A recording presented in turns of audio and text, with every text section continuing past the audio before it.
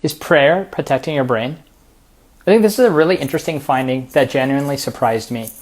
Researchers at the University of South Australia studied the 24-hour activity patterns of nearly 400 older adults above the age of 60.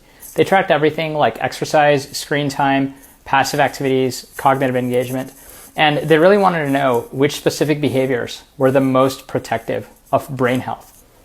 Prayer was one of the activities most strongly associated with better cognitive outcomes, and that finding isn't isolated. A study published in the peer-reviewed journal Religions analyzed data from the Health and Retirement Study, one of the longest-running aging studies in America, and tracked older adults with mild cognitive impairment. Increased frequency of private prayer was significantly associated with lower neuropsychiatric symptoms, better cognitive function, and fewer sleep disturbances. A 2025 analysis across multiple waves of the same study found that religious practices were associated with slower cognitive decline across white, black, and Hispanic older adults. Here's why researchers believe this is happening. I think prayer activates a unique combination of cognitive processes simultaneously: focused attention, language processing, emotional regulation, and memory.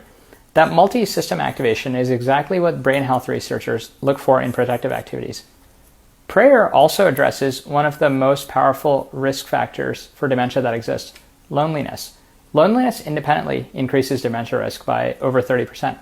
Prayer creates a felt sense of connection, even for people who are sometimes physically isolated. For millions of caregivers out there who are alone with their situation, I think that's not a small thing, and it's biologically significant. If this resonates with you, send this to your church group or your prayer circle right now.